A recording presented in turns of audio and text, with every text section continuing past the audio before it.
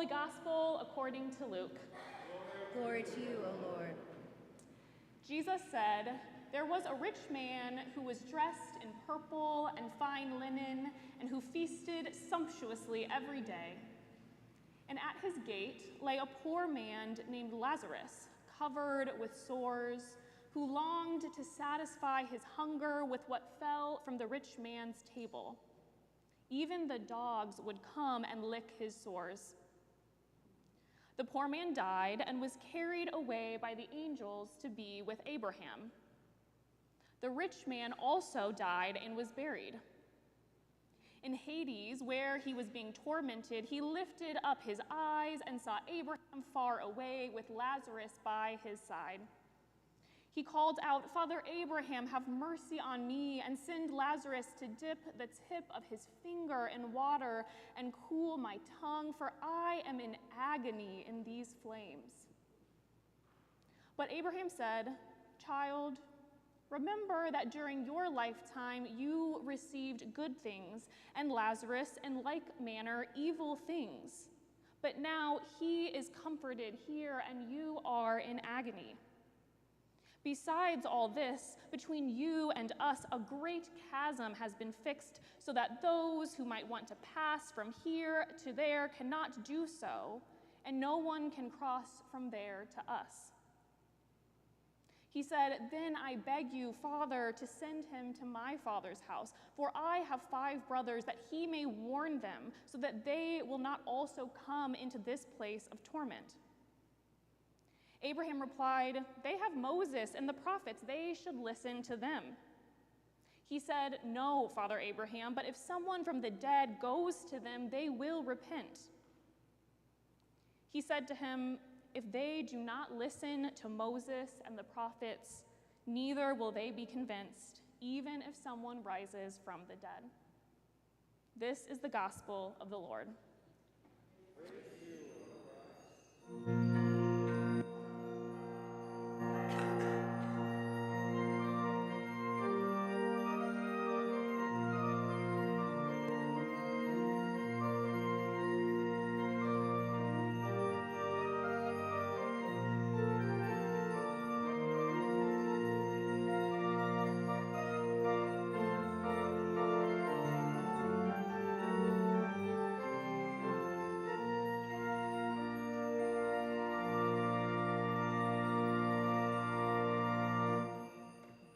You may be seated.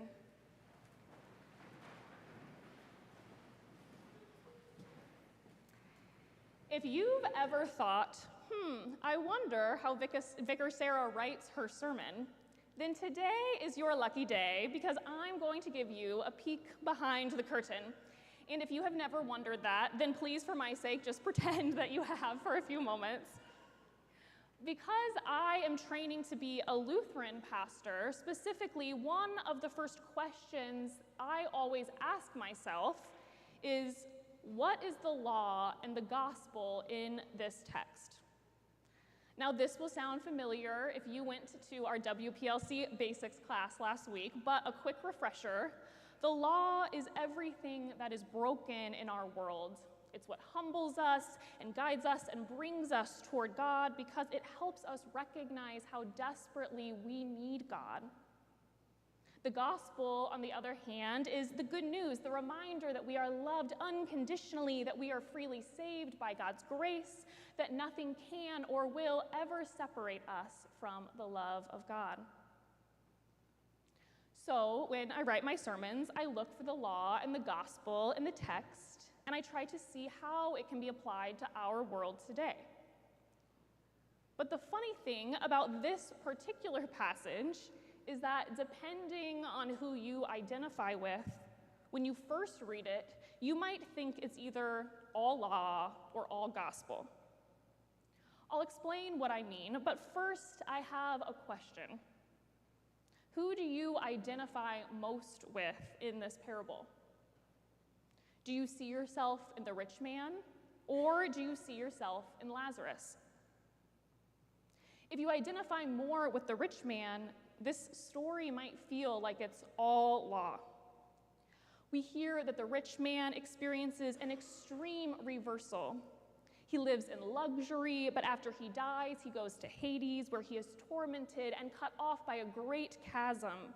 He begs for relief and even asks that Lazarus be sent to warn his brothers, but Abraham refuses, reminding him that they already have the words of Moses and the prophets. And the most striking detail, in Hades, the rich man finally calls Lazarus by name. That single word reveals that the rich man had always known who Lazarus was and yet had chosen not to help him. Even now, he still tries to command Lazarus as if he were a servant. It feels like there's no hope, no mercy, no grace for the rich man, and because there's no grace for the rich man, he isn't able to break out of this cycle of self-centered behavior. He continues to act exactly as he did on earth. Now, it doesn't really seem like there's much of a gospel lesson here, only law for the rich man. But if you identify more with Lazarus, this story might feel like it's all gospel. We read that Lazarus suffers in poverty and sickness, only comforted by the dogs, but after his death, he is carried by angels to be in Abraham's kolpos. Kolpos is the Greek word that gets translated as side here, but it could be better translated as Abraham's bosom or lap. Lazarus experiences an extreme reversal from being destitute to being held intimately in Abraham's embrace. It's no accident that Lazarus is the only person in all of Jesus' parables that has a name that translates literally as God has helped.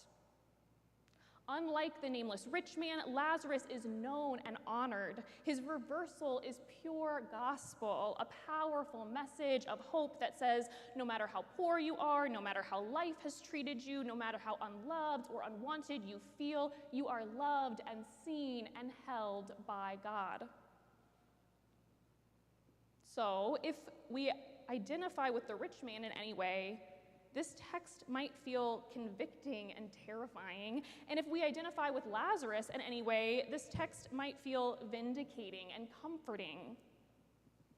So where does that leave us? What's this unified message we're supposed to take from this story? To answer that, we need to remember who first heard this parable and why Jesus told it. During Jesus' time, Romans generally believed that wealth and faith were interconnected, that prosperity was a sign of divine favor and blessing. Within this reality, Jesus shares a long series of parables about the dangers of wealth, about the way that it has a tendency to warp us, to separate us from God and from one another. And right before this particular passage, Jesus had just finished telling his disciples the parable we heard last week, which ends with, "You cannot serve God and wealth." The Pharisees overhear this statement and ridicule Jesus, and in response, Jesus tells this parable to prove his point.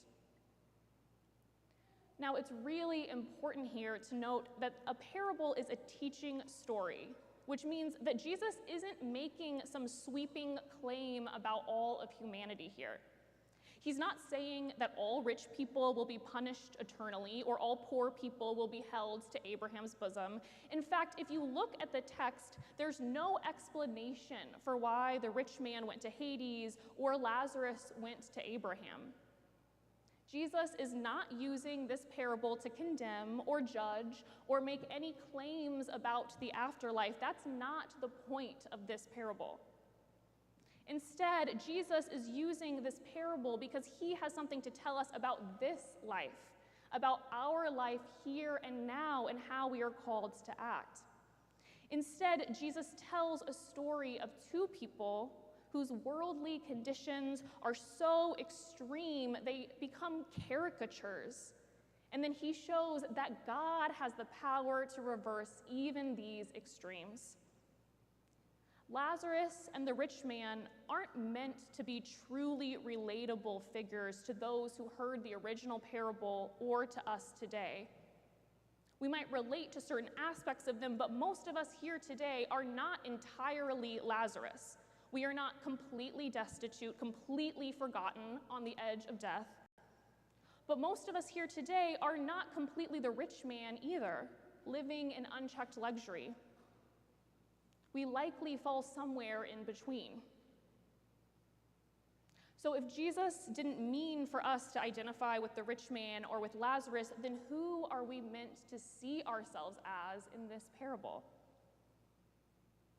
I think we are the brothers, the ones who are still alive, still able to hear Moses and the prophets, still able to do God's work in the world.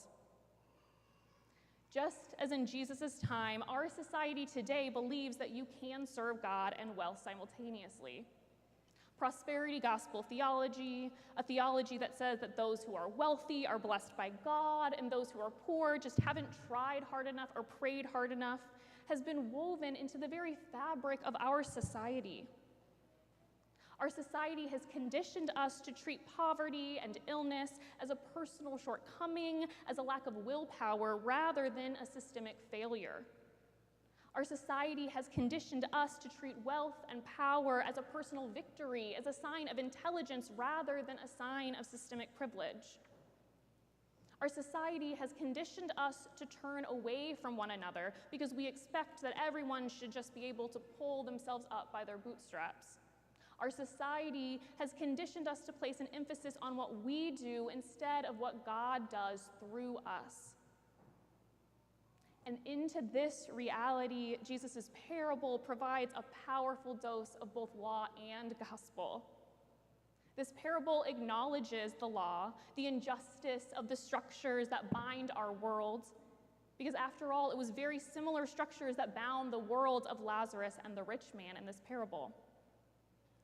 And this parable shows the gospel, how God has the power to completely reverse these structures, to humble the rich and exalt the poor, to bring justice and mercy and grace to those who are suffering, to see and name the one who feels unloved and forgotten. This powerful reversal reminds us that even though we live in a world that tells us we need to earn everything, we are freely loved, freely saved, freely liberated by God's grace. This powerful reversal reminds us that even though we live in a world where our wealth and our worth are tied together, God breaks these systems apart when God gives us grace for no other reason than that God loves us, for no other reason than that we belong to God. But I think more even than that, this parable shows us the law and gospel of how we are called to participate in God's reversal. In this parable, Abraham says of the rich man's brothers, "If they do not listen to Moses and the prophets, neither will they be convinced, even if someone rises from the dead."